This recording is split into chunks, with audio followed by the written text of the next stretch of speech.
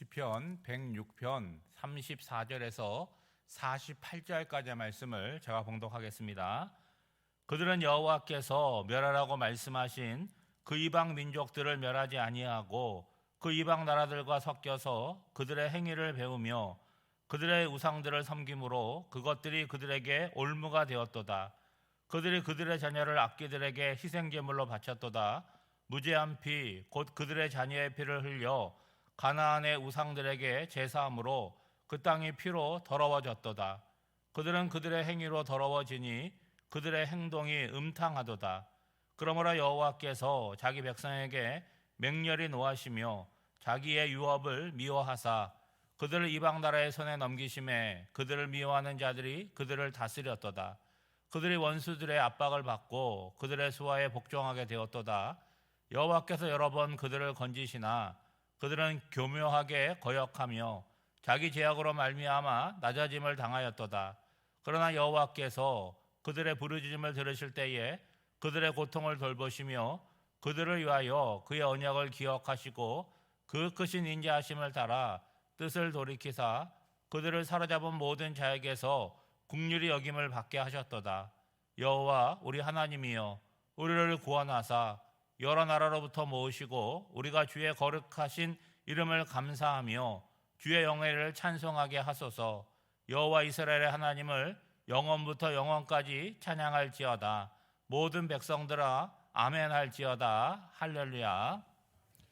시편 106편은 우리가 좀 길어서 세 부분으로 나눠보고 있는데 이스라엘의 역사가 나오잖아요. 출애굽부터 바벨론 포로까지의 긴 역사를 통해서 하나님께서 어떤 은혜를 베푸셨는지, 그리고 그 은혜를 받은 이스라엘 백성들은 어떤 반응을 보였는지를 잘 보여주고 있습니다.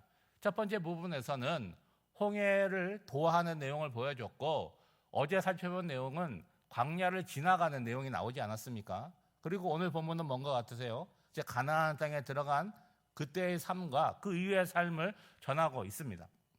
이 시편 106편을 통해서 오늘을 우리가 이 땅을 살아가는데 어떤 자격으로 살아가냐면 하나님의 백성으로 살아가고 있지 않습니까? 그러면 그 백성답게 우리가 바른 기준을 갖고 바르게 살아가고 있는가, 이거를 한번 살펴봐야 되겠죠.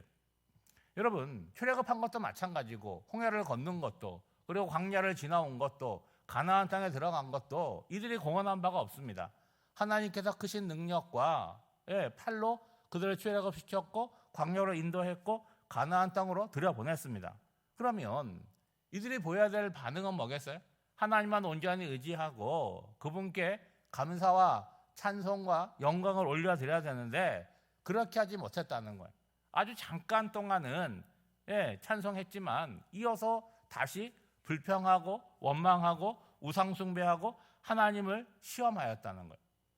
여러분, 시인은 그 이유를 어디에 있다고 얘기를 하냐면 하나님의 베푸신 은혜를 잊어버렸다는 거예요. 그러니까 하나님에 대한 신뢰가 없으니까 그분의 말씀이 이루어지기를 기다리는 그 인내함이 없었다고 보는 거죠. 여러분, 그 결과 하나님의 공급하심을 받기는 받았지만 그들의 영혼은 평안하지 못했고 쇠약해졌다라고 표현하고 있습니다. 여러분, 우리가 기억해야 될 것은 이스라엘 백성들이 어떤 반응을 보였느냐, 그것과 상관없이 하나님께서 어떻게 하셨다는 거예요? 광야 40년을 한결같은 사랑으로 인도해 주셨다는 거예요. 만약에 하나님께서 광야에서 야, 너희들 내 말 안 들으니까 난 너무 너희들 모른다 했으면 어떻게 됐겠습니까? 광야에서 문제가 많이 발생을 했겠죠. 그러니까 광야에서 지나가는 그 모든 시간들은 그들에게 어떤 시간이었겠습니까? 변화되고 돌이키고 가나안 땅에 들어가서 살만한 하나님의 백성으로 훈련되는 시간이었다는 거예요. 근데 결과적으로 그들은 끝내 변화되지 못했고, 그래서 어떻게 되었어요? 가나안 땅에 들어가지 못하게 되었다는 거예요. 오늘은 마지막 부분으로 가나안 땅에 들어온 이후의 삶을 기록하고 있습니다. 하나님께서 출애굽 2세대를 가나안 땅에 들여보내시면서 주신 명령이 있잖아요.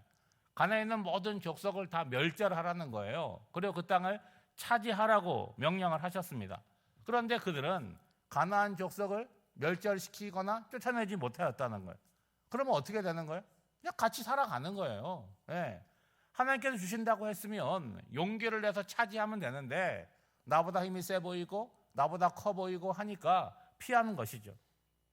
여러분, 함께 살아간다는 건 오늘을 살아가는 우리에게 느낌이 좋지만 하나님의 백성과 우상을 섬기는 이방 족속과 함께 살아갈 수 없다는 거예요. 그 어떤 문제가 생기느냐? 하나님의 백성됨을 잃어버리고 이방인들의 삶을 쫓아가게 되는 것이죠. 그 하나님의 백성으로 영향력을 끼치지 못하니까 세상의 영향력에 내가 눌려서 살아가게 되는 거예요. 그게 어떤 모습으로 나타나는 거예요? 우상 숭배로 나타나는 거예요. 가나안 족속들은요, 다산과 풍요의 신인 바알과 아세라를 섬겼습니다. 그들이 예배한다, 그들이 제사를 드린다라고 하는 건 뭐냐? 그들의 신 앞에서 성적으로 물러나게 해서 그 신들을 자극하는 거예요. 그러면 어떤 결과가 나오냐?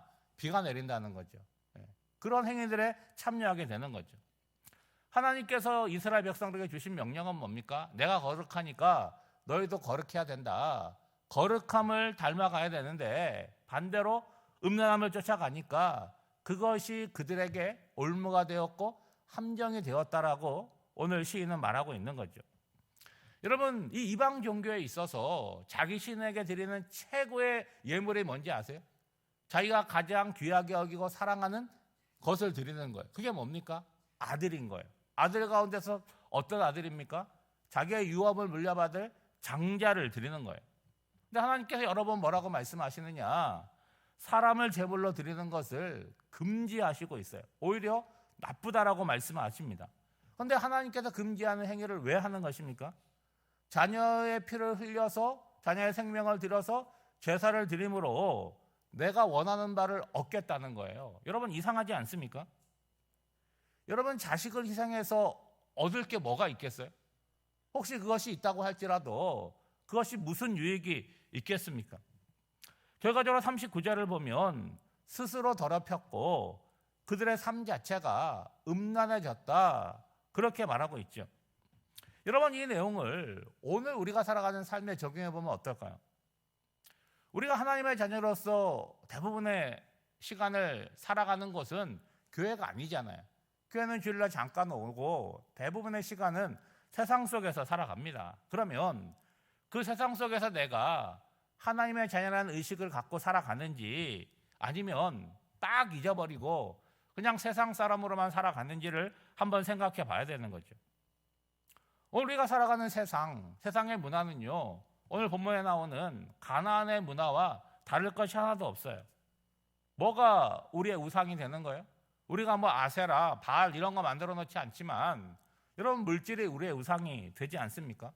돈이 최고다, 돈만 있으면 좋다, 돈이 우상이 되는 거죠. 그것을 얻기 위해서 대부분의 사람들은 무엇이든지 할 수 있다라고 얘기하는 거예요. 여러분, 청소년들에게 뭐 얼마를 얻을 수 있다면 몇 년 감옥에 갈 수 있냐 하니까 대부분 갈 수 있다는 얘기를 하는 거예요. 그래서 뉴스를 보면 그 돈이 울모가 되어서 불법적인 돈으로 말미암아서 자신의 경력과 인생이 망가지는 사람들을 많이 보지 않습니까? 여러분, 어떤 대상들이 그래요? 정치인들로부터 시작해서 사회 모든 분야에서 돈 때문에 삶이 무너지는 경우가 많이 있습니다. 여러분, 세상은 그러할지라도 신앙생활은 우리는 좀 달라야 되지 않습니까? 여러분, 예를 들어서 우리의 자녀가 있어요. 여러분, 자녀가 귀하잖아요. 새벽에 나와서 기도할 텐데 자녀가 어떻게 되기를 원하세요? 건강하게 잘 자라나서 반듯하게 살아가기를 기도하실 거예요. 그러면 그 자녀에게 뭐가 필요하겠습니까? 돈이 있으면 그렇게 살아갈 수 있을까요? 물론 돈도 필요하겠죠. 정말 중요하고 우선적인 것은 하나님을 알고 건강한 신앙을 가지고 살아가는 거예요. 그런데 언제부터인가 그것은 차선이 되었고 우선순위는 뭐가 되는 거예요? 세상의 성공을 위한 것, 그것이 우선순위가 되었다는 거예요. 근데 여러분, 생각해 보세요. 신앙을 갖고 있는 것과 내 인생을 준비하는 것과 별개입니까? 고등학교 때까지는 내 인생을 준비하고 이제 좋은 대학교 가서 청년 되면 이제 신앙생활하고 천만의 말씀입니다. 제가 보니까요, 고등학교 때 시원찮게 공부한다고 신앙생활 제대로 못하면요, 청년 돼서 오지도 않고 와도 그 속에 뭐가 들어가지 않는 경우를 많이 보았습니다. 결과적으로 어떻게 되느냐? 신앙도 잃어버리게 되고 세상의 길도 방향을 놓쳐버리고 마는 거죠. 40절 이하를 보시면 하나님의 말씀을 어기고 가나안 사람처럼 살아가는 이스라엘 백성들에게 하나님의 심판이 드러나게 됩니다. 어떻게 하신다는 거예요? 그렇게 이방 족속들이 도우면 이방 족속들과 영원히 함께 살아가라고 그들에게 넘기신다는 거예요. 이방 족속에게 넘겨져서 살다 보면 이전에 하나님의 백성으로 살았던 삶이 얼마나 소중한지를 깨닫게 된다는 거죠. 어떻게 깨닫게 되는 거예요? 내 인간 능력으로 살아온 것 같지만 하나님의 은혜 없이 살아갈 수 없다는 것을 깨닫게 되는 거죠. 그런데 여러분, 하나님이 원하시는 바가 뭡니까? 너희들 내 말 안 들으니까 망해봐라. 그런 것이 아니라는 거예요. 그런 자리 속에서 뭐 하기 원하는 거예요? 돌이키고 깨닫고 하나님의 품으로 돌아오기를 원하신다는 거예요. 그래서 애굽에서도 출애굽시켜 주셨고 나중에 이방 족속인 바벨론에게 멸망한 이후에도 그들을 해방시켜서 다시 기회를 계속해서 주시고 계시다는 거예요. 그러면 여러분, 신앙 안에서 지혜라고 하는 건 뭡니까? 꼭 매를 맞고 등이 아파가지고 그때 돌이키는 것이 아니라 평안할 때 어떻게 하는 거예요? 하나님의 말씀을 귀하게 여기고 그 말씀에 순종하고 하나님이 보이지 않지만 마치 그분을 보는 것처럼 삶을 반듯하게 살아가는 거 아니겠습니까? 시인은 이 시의 마지막에 이렇게 기도합니다. 47절 말씀에 보면 여호와 우리 하나님이요 우리를 구원하사 여러 나라로부터 모으시고 우리가 주의 거룩하신 이름을 감사하며 주의 영예를 찬양하게 하소서. 당연한 것 같은 기도지만 여러분, 현실의 삶을 살아가면서 하나님만을 바라보며 하나님을 의지하며 이런 고백과 간구를 하며 살아가는 것이 쉽지 않음을 아셔야 되는 거예요. 앞서 말씀드린 대로 다음 세대의 신앙의 약화를 우리가 이야기하고 있지만 다음 세대의 문제는 그들에게만 있는 게 아니잖아요. 그들을 양육하고 그들에게 신앙의 본을 보이는 그 어른 세대, 장년 세대의 신앙의 약화가 있는 거죠. 여러분, 하나님의 백성으로 살아가는 것이 점점 어려워지는 시대를 살아가고 있습니다. 왜 어렵죠? 예수 못 믿게 박해를 하기 때문에 어려운 것이 아닙니다. 모든 것에 자유가 주어지고 어느 것도 우리를 불편하게 하거나 강제하는 것이 없고 자율로 맡겨지기 때문에 그런 거죠. 그러므로 여러분, 스스로 정신을 차려야 되고 매일매일 밥을 먹는 것처럼 말씀을 보고 기도로 내 삶을 여러분 채워가야 되는 거죠. 오늘도 4월의 마지막 날 이 새벽에 주야전에 나오셨는데 세상의 것만을 구하는 시간이 아니라 지난 한 달을 돌아보며 하나님께서 어떤 은혜를 베푸셨는지를 돌아보고 나는 그 은혜를 누리면서 어떻게 하나님께 반응하며 살았는지를 돌아보고 반성할 것은 반성하고 회개할 것은 회개하고 이제 내일부터 새롭게 시작될 5월을 소망 가운데 준비하는 저와 여러분이 되시기를 주님의 이름으로 축복합니다. 기도하겠습니다.